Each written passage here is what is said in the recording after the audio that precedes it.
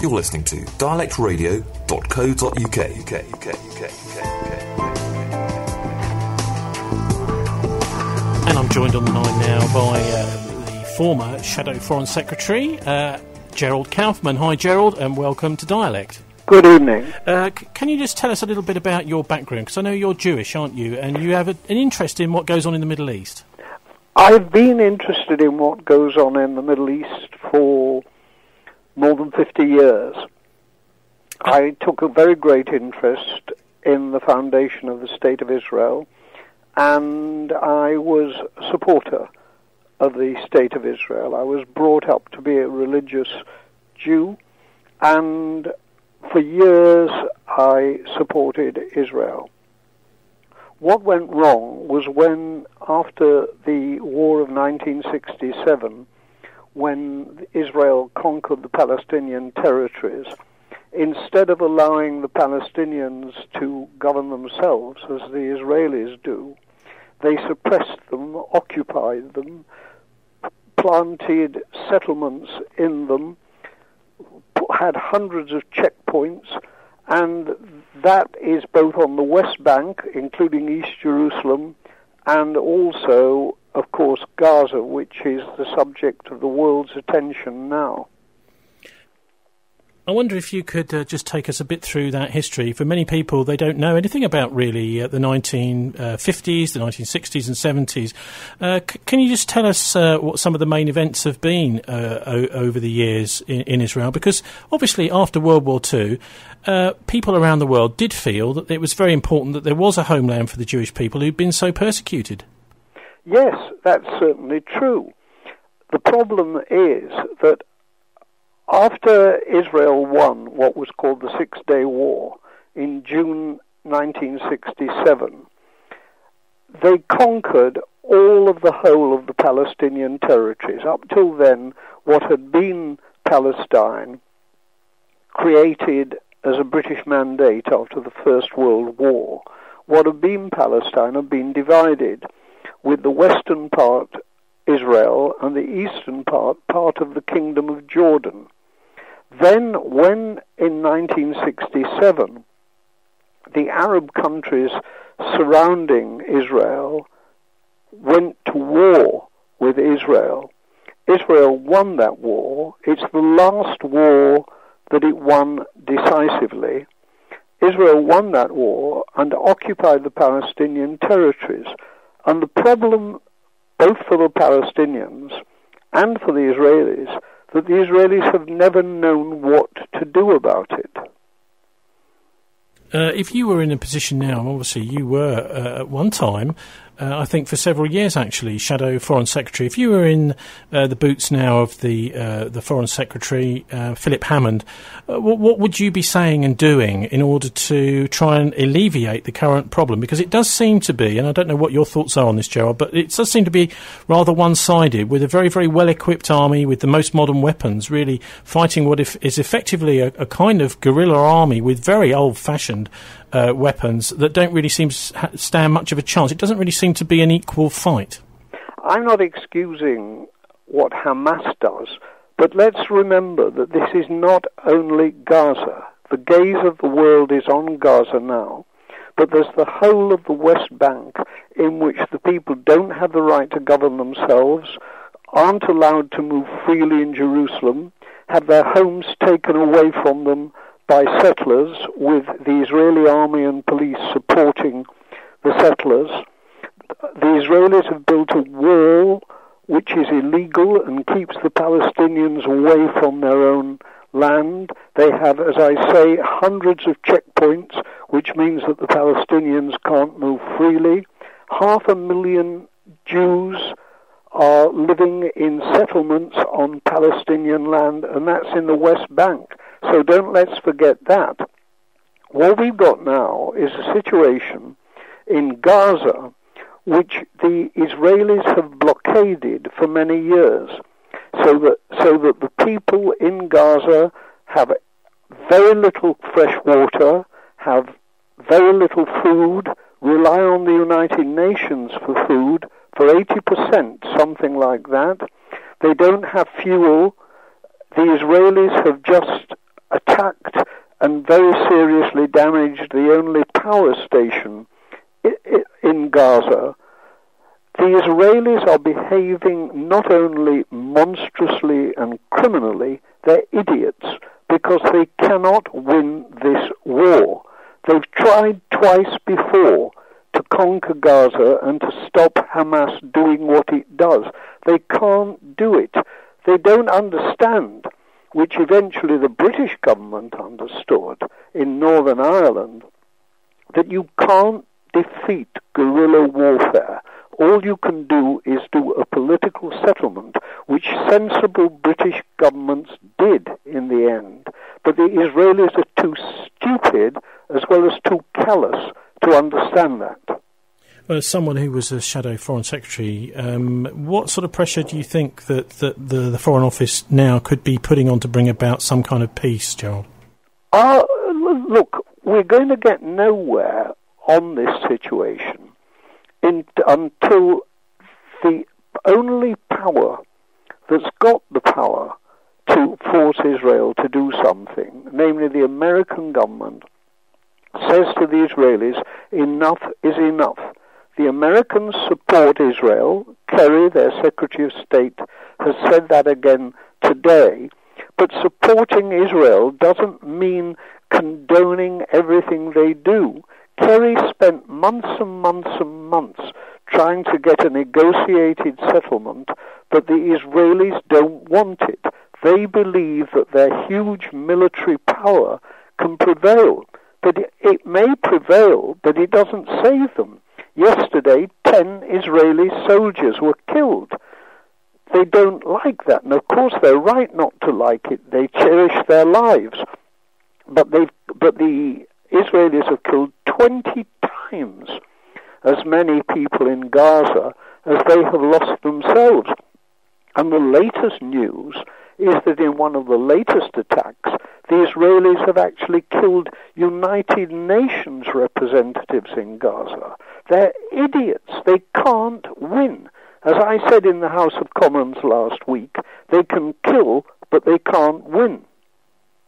So what diplomatic pressure can Britain put on? I understand, obviously, that America is much more powerful diplomatically, but surely Britain, who helped create the State of Israel in the first place through the Balfour Declaration and other things, Gerald, surely we could be putting some pressure on too to bring about peace. The British government is useless on this issue, utterly and totally useless. The previous Foreign Secretary, William Hague, said the right things, though he did nothing. Cameron, last week in the House of Commons, basically gave the Israelis a blank check. And it's stupid to do that, because it's in the Israelis' interests to have a settlement. It's in the Israelis' interest for them to have peace. But they've now killed, yesterday and today, they've killed another 100 people in Gaza, including, as I say, United Nations representatives. This is a problem without a solution as long as the Israelis believe that their military power can win. But it can't. They've not won a war since 1967. They've invaded Lebanon several times and come out with their tails between their legs. And that's why I say they're harsh and vicious, and they've committed war crimes, but above all, they're fools. Are there divisions opening up between different factions of Jewish people over this, Gerald? I think that a lot of Jewish people are ashamed of what the Israeli government are doing. I get letters and emails from Jewish people, and not just in this country, saying that it's essential that there should be a settlement. One thing I will not have, and I made this clear, the Israeli government may speak for the people of Israel, but they do not speak for the Jewish people outside Israel. Hello, Gerald. This is Mehrnaz Shahabi. I'm a peace and justice activist from Iran, living in Britain. Firstly, I must say that I'm honored to be in the same program as you. You have been a source of hope an inspiration for us all in the anti-war movement with your compassion and integrity in relation to the issue of Israel. One question I wanted to ask is the policy of British government towards Israel, does the British government has its own agenda because of the power of the Israel lobby in Britain, and any interests that Britain might have, or is it just blindly following the United States? Well, it's very nice of you to say what you've said.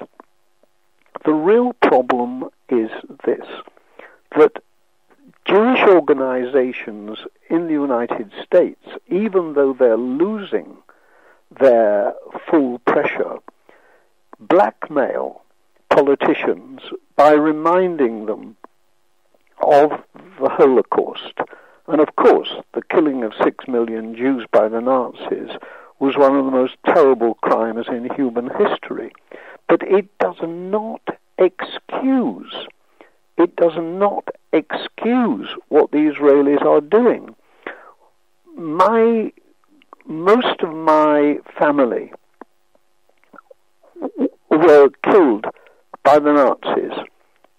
Most of my family, my parents were immigrants who came to England, but most of my family remained in Poland and were murdered by the Nazis. And my grandmother was shot dead in her bed by a Nazi soldier. So I'm very well aware of what the Holocaust is all about. But as I've said, my grandmother did not die in order to provide cover for Israeli soldiers murdering Palestinian grandmothers. Is there any hope for the Middle East? Because we do seem to come across these kinds of massacres, very difficult situations, wars going on time and time again. Is there any real solution? And if so, what do you think it would be? I don't see a solution.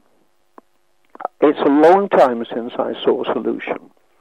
Some American presidents, Clinton, Carter, George H.W. Bush, the father of the previous President George W. Bush, all made efforts to try to bring peace about.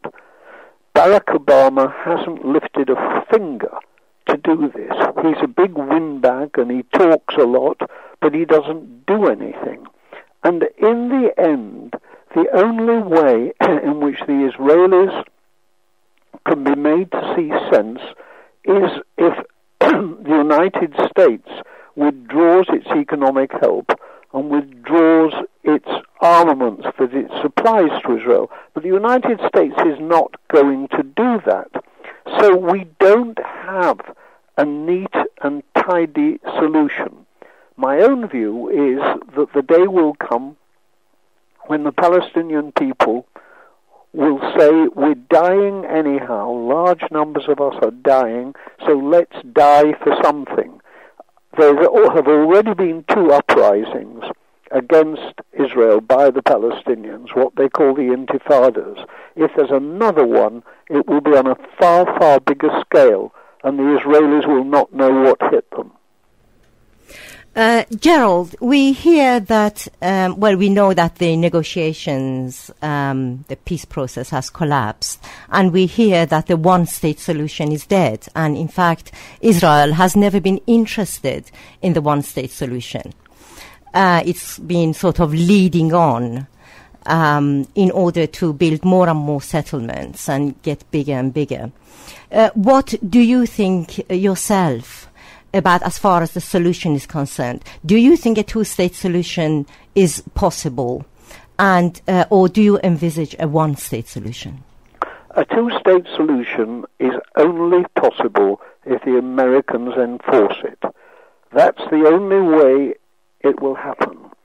And Obama has had a lot of years now to do something about it. He went to Cairo and made one of his big windbag speeches there about the need for peace, but he doesn't do anything. And there's no point in pretending.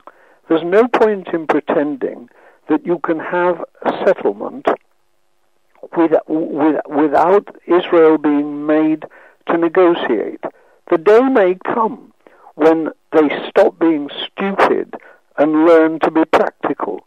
But meanwhile, we're living through this awful episode, which will come to an end eventually, but it won't be the last. This is the third Israeli attack on Gaza, and they failed twice before, and they'll fail now, but they'll kill a lot of people on the way. Yeah, thank you very much. There is just one final question, may I? Yeah. Yes. We see that there are a number of activists, a minority, but there are people who are extremely courageous to be campaigning against Israeli government's policies towards Palestinians. But we see that the Israeli society at large is becoming more entrenched in their positions and more violent towards the Palestinians. How do you think it is possible, from the position that we are here, to reach Israeli public? I don't know if it is. I really don't know if it is. There are two ways of looking at this problem. One is to go on mouthing platitudes, two-state solution, let's negotiate, exchange land for secure borders, all the rest of it. And that's been said again and again and again and again. And Kerry, the United States Secretary of State, did make the effort, but he did not have proper, genuine backing from Obama, and he failed. And I said at the beginning that he would fail. And there will never, never, never, never be a negotiated settlement until the Americans force the Israelis to go to the conference table, and I don't think they'll do it. Thank you very much, Gerald. It's been an honor to speak to you. Thank you.